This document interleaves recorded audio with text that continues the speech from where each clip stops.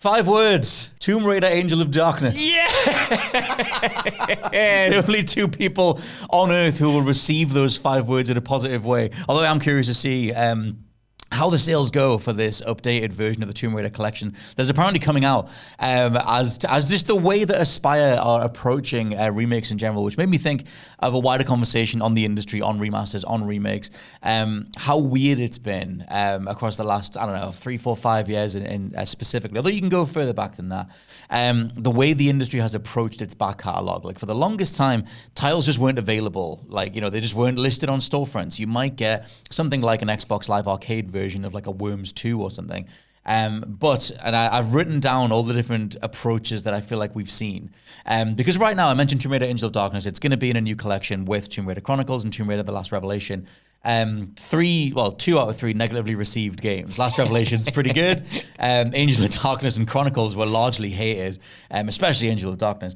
However, the way that Aspyr, the developers, are approaching this is the same as they've already done this with the Tomb Raider collection 1, 2, and 3, but they're doing it with the Soul Reaver remake, if we're calling it a remake. It's kind of like a we'll get to this. We'll get to it. They're doing Soul Reaver. They're doing Star Wars Jedi Power Battles. And like I said, I've written down all the different approaches that different industries, different developers are taking here. You've got Activision way back in 2017, or starting in 2017, doing the Crash trilogy, the Spyro trilogy, the Tony Hawk's games, combining essentially sequel game mechanics into those original installments and up-resing the visuals to try and make it so that something like a Crash Bandicoot 1 plays like Crash 3. And, is that a worthwhile approach? Do we want sequel mechanics in our original games? That's one approach. Sony got in there and started doing $10/£10 upgrades. That was more of a generational jump. However, they took it as an excuse to do director's cuts of certain things like Ghost of Tsushima, Death Stranding. Is that what we want? Do we want to pay a minimal fee to have an additional amount of authored content in there as well? Like an expansion pack kind of thing. That's another one. Square Enix, they have the Pixel remasters and for Final Fantasy. And in that regard, they took later Final Fantasy games, mechanics, visuals, and put them back into older games, especially the first 3 Final Fantasies. They look completely different if you do them side by side. But the main one for Square Enix is obviously the Final Fantasy VII ongoing trilogy, where that is a complete ground-up remake. There's barely a whiff of comparisons other than certain story beats, and even they've been changed around quite a lot. Is that something we want? Because in that vein is Capcom, the Resident Evil rollout, where you've got RE 2, 3, and 4, where you're overhauling something, you're changing the camera angles, you're making it play differently. It's not as big a deal as the Final Fantasy VII trilogy because you're not going from 1 game to 3, but you are still overhauling something. Is that what we want? Konami getting in there doing a mix of everything that I've mentioned so far. You've got the Silent Hill 2 remake that's kind of like Resident Evil 2. Put the camera over the shoulder, remake it from the ground up. In their case, give it to a different dev who managed to pull it off. You expand on different things, you add better voice acting, things like that. But Konami also doing the Metal Gear Solid 3 remake, which is more of a straight up visual overhaul. As far as I know, there aren't any changes in the gameplay side of things for that. It's more the menus, it's more the accessibility of it in the control scheme. But it's more of a visual overhaul. And alongside all of that, you have Crystal Dynamics / Aspyr coming in there saying, what if we just tweaked the visuals, but the gameplay was exactly the same? But we are going to do better resolutions, better frame rates. We're going to put photo modes in Tomb Raider. And is that all of this needs to be? Scott, call me in Arctic Monkeys deep album cut because I want it all. I want every single version of this, and I know that's maybe not the popular opinion, as I know that a lot of people are tired of remakes, remasters, reimaginings, right, deluxe remasters, and what have you. I think some are definitely better suited than others. I think Sony has been making some mistakes recently by overpricing remakes that don't even feel really like remakes. No. They don't feel like they justify the price point. So I think there is for that. Yeah, there's a real way to do these wrong. But I think for the most part, we've seen more good ones than bad ones across the board. I would say I like what Capcom's doing with their ground-up reimaginings of their games that sometimes are in conversation with the original, especially in the case of Resident Evil 4. Silent Hill 2 I'm really enjoying right now. But on the other side of things, I do love what Aspyr and the like are doing with Tomb Raider, with Star Wars, having touched up versions of the original game, but the ability to go back and play with the older graphics. I think that's a really cool way to keep those games in the conversation without having the threat of them being replaced by a modernized version with new controls, with a new story, with a new visual design, or what have you. I love the stuff that Activision was doing back in 2017. I thought even Call of Duty 4 was a great remake that was just completely constricted by Activision's approach to selling it and, holding it hostage with Infinite Warfare at the time. But for as much as I love that game and for as much as I love Crash, I kind of also wish that they went the extra mile and made the original Crash games readily available as well, and touch them up in the same way that Aspyr is doing right now, and have at least something that is closer to the original release still be accessible, because I think it's a shame to lose those games. A lot of different styles that you've mentioned there, but I think you may be a bit more down on the approach. I just think it depends. What else have you got? What other irons have you got in the fire? Like, is it an iron that you've previously took out and it's cooled and you're reheating it again? Like, it depends what you're doing. Like, I think that we saw a bit of the breaking point with this, with the Horizon Zero Dawn remaster. That's the thing. What are they even calling it? Like, there's enough of Forbidden West in there now, in terms of the. I think they're changing engines. I could be wrong, but the visuals of it look markedly improved, and it does look absolutely gorgeous. But that's a game from 2017. Like, how new do we want to get? Sony are the ones in the firing line with this, where Until Dawn's 2015, maybe a game from 9 years ago, sure, you want to remake that. But the way that they did Until Dawn, the issue with that was more the technical, the expertise. Like, the things that they changed are worse. Character models, not be, some faces looking weird, like some general bugs, changing the camera angles, changing the feeling of horror for a game that was so solid. Then you've got 2017's Horizon Zero Dawn. However, another smoking gun, could have been, was Last of Us 2. That's 2020. However, that still sold incredibly well. Like, is there just a part of this where the average person goes, well, I want the best version of the thing? Yeah. And so, like, it depends how much you're then charging for it. I think Last of Us 2 was a £10 upgrade. It was, yeah. Yeah, so it's like, do you want to drop £10 just to make sure you've got a better frame rate, a better resolution? Can you spare that? It's like a microtransaction. And is that worthwhile? Maybe. I didn't get that. Like, I don't care. So, like, that, I just want to know, I just want forward momentum, really. So, like, it's not that I don't appreciate the ability to go into something like Resident Evil and overhaul it, or Silent Hill 2 or whatever it is. But I want more of, like, the Metal Gear Solid collection. I should have mentioned that when I mentioned Konami, where they're just taking the originals and just packaging them up. I do think that it almost goes without saying that the resolution should be there, the frame rate should be there. You should be able to save wherever you want to get around outdated checkpointing.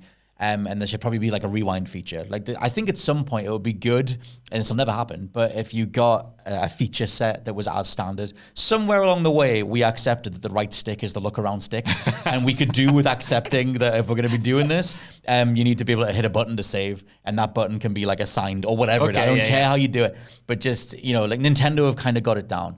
They have a control scheme that you certain buttons that you hit when you're playing the old games, and you can make auto saves, you can change screen resolutions, and that goes across their entire emulated library. Yeah, and it's like, that's just good. It works. I think that's what I want. But I think for me, it's just about being able to play those old games. I love what Aspyr are doing. Yeah. And I think they must have already realized that people are receiving it pretty well, because they've greenlit like 4 of these in a row. And I did not see Jedi Power Battles coming back. Never in a million years. But Soul Reaver, obviously I've been harping on about that for a long time. And I just want those original games. Like, the way that Aspyr are doing it is exactly what I personally want. Nice. If it's personal, I don't care about you spending the resources doing something like a Resident Evil one or the Final Fantasy VII one. Even as a lover of Resident Evil 2. I'd rather you just gave me Resident Evil 2 from the PS1 version, Aspyr style, on the PlayStation Network. Why not both? Why not both? Because you can spend the resources, the money, the time on anything else. I'm going to come back to that. I've got a list of no-nos, because I like all the different styles, or most of the different styles. If the people want to do it, if those devs are like, I woke up this morning and go, I really want to make Resident Evil 2. Yeah. Sick, do it, Philly boots. Right. But if there's anything at all that you're like, this cool idea is getting shelled because I'm getting to do it, like, then I'm like, nah. I obviously agree with that. Like, I don't want remakes and remasters at the detriment of something new. Absolutely not. In fact, my list of no-nos for every remaster or remake goes as follows. 1, you need to have a respectful price point. We cannot be charging 60 quid for an Until Dawn remake that is only marginally better in some places and worse in others than the original. You can't be charging 50 quid for a port of Marvel's Ultimate Alliance Activision, which I stupidly paid for back in 2016 or whenever that thing came out. So the price point has got to make sense to be respectable. Something like the $10 upgrade, I think, is fine because it's very much it's there if you want it.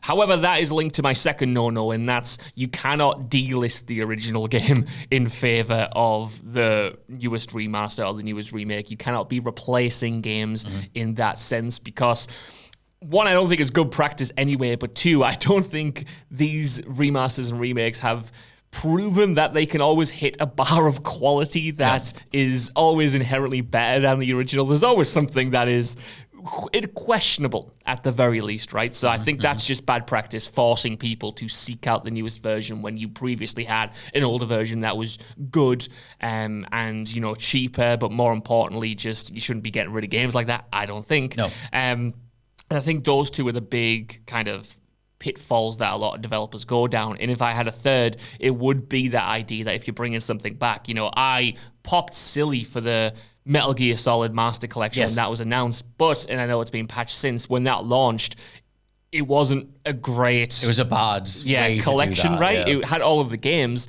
but it wasn't the games in the best way that they've been presented before. It wasn't the best touch-ups. It just wasn't what you really wanted. It wasn't an improvement over the last HD collection. If you're running at a lower frame rate on PS5 than the PS2, you've failed. Exactly that, right? And I feel like we've had a lot of instances of that stuff over the past few years where these definitive editions or these remasters have just truthfully been half-assed. Why did Mafia 2 remastered run like that? You know, why did we get the definitive edition of Grand Theft Auto? We've had a lot of ones that have come out and have just been worse, and I think that's just, you can't fart these things out. No. Like, they might because you will follow through. Because you absolutely will. Because you know these games might not cost enough as much to develop as a big budget AAA game, but you can't just make a hack job and expect people to pay 50 quid or even 10 quid, 20 quid, whatever it is, to pay for them, because that's not what the people want. It's exactly that. I think there's so many things across the gaming industry that is just like, the gamers, they'll pay for it. Whatever. Just undervaluing the consumer. And time again, I always like when the gaming community comes together to be like, actually, we're worth more than this, to be honest. And we're not just going to pay the money for the sake of it. But I do think that all of this does bring about an interesting conversation on where remakes and remasters are at, that idea of revisiting the past and not just listing the games. Because the conversation used to be, I always remember when Prototype 1 and 2 were put out, because they were classed as remasters, but there was very little done to them. It was more about relisting the games. And at the time, Activision did put a premium price point on that as well. Yeah. And the conversation then, and it's kind of why those games are still available, but Ultimate Alliance got delisted. That assumption on the consumer side of like, you need to do more than this. And I think that is an ongoing conversation. I'm curious what people want from their gaming history. Like, do you just want the access point, or do you want the overhaul? Do you want something in the middle?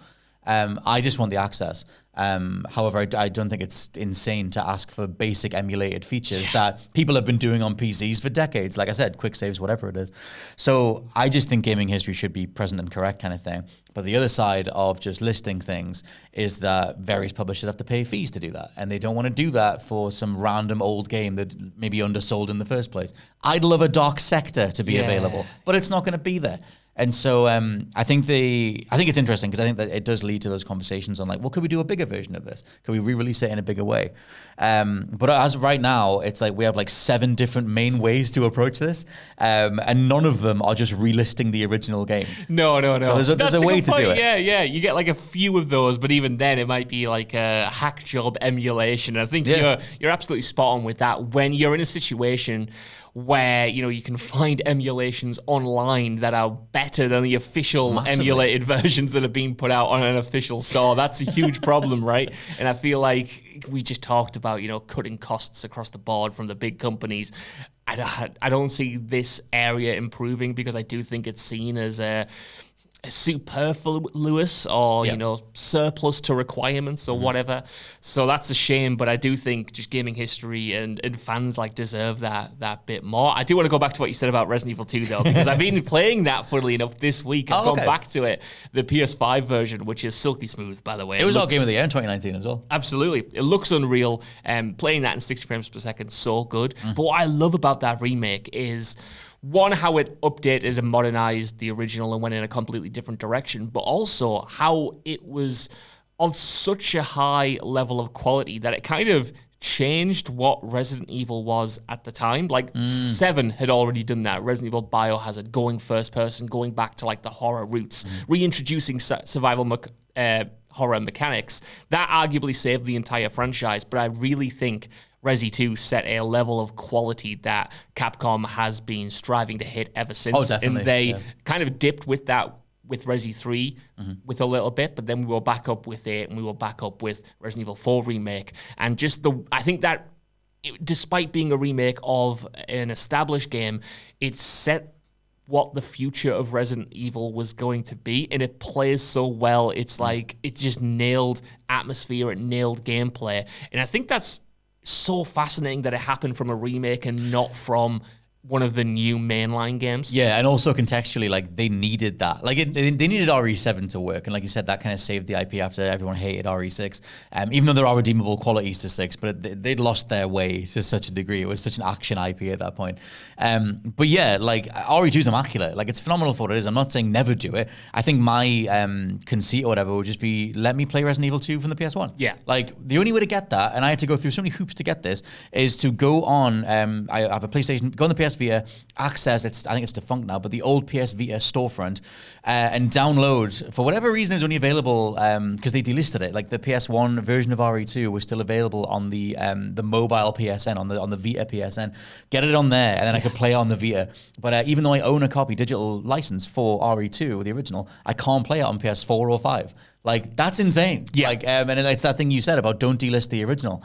I don't mind you doing the remakes, but I do like what Konami's doing, where it's Metal Gear Solid 3 is there as a standalone original release, and it's got a good frame rate and the resolution solid after some patches. And then we're going to do this big deluxe version as well because we can. Yeah. And for whatever reason internally, they think that's the one to do. That's a fun way to do it. Yeah. I just think it's about preserving the stuff that was there in the first place, or doing the basic upgrade stuff as well. But yeah, it's an interesting point. And also, I didn't even throw in the fact that Insider Gaming's Tom Henderson said that in various people he's talking to, different publishers, different developers, I think that remakes and remasters are the new battle royale. It's the new thing that everyone's going to be getting stuck into. So there's that to consider as well. And like you said at the start, I think that's sort of justified when you look at the sales, when you look at the likes of The Last of Us Part 2 Remastered doing so well. When you see, it was just announced yesterday that Resident Evil 4 Remake had sold 8 million copies, which is crazy considering that game's been out a year and a half. And we know how much Resident Evil 2 sold. That sold incredibly well as well, over 10 million if I recall. There is a hunger for remakes, I think, that do build things from the ground up, and there's a hunger for just a better version of the thing that you already have or have experienced or even maybe own. I think, to your credit, Scott, Capcom's biggest missing feature is doing right by their older games. Yes. I would love a world where you can play the original Resi 4 emulated within the newest version of Resi 4. Same with Resident Evil 2, because even though you can go on the PlayStation Store and play the director's cut of the original Resident Evil, it's behind a subscription service. You don't have 2 or 3 on there, at least yet. Please put them on, Capcom.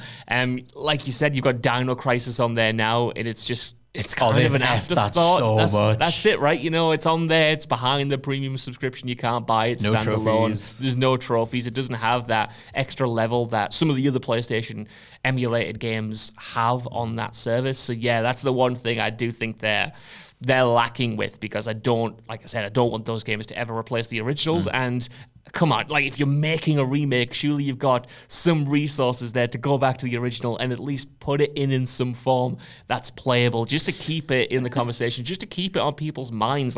You can't tell me I'm the only person who went through Resident Evil 2 remake and then immediately wanted to compare it to the original and go back to it.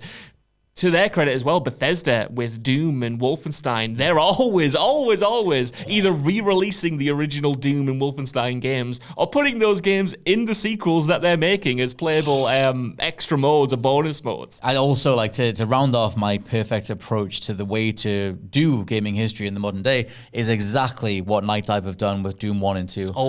Where they do have new levels made in the old engine. Everything is upscaled. It's like 4K 120 or whatever. Those games, I, against my own set of rules, doing this job for so long, cannot be Game of the Year 2024, but they are so much Game of the Year 2024. Yeah. Doom 1 and Doom 2, the new versions that they upgraded for free. If you owned any version of Doom 1 or 2, you got the newest one for free. That's a shining example of how to do the old meets new thing as well.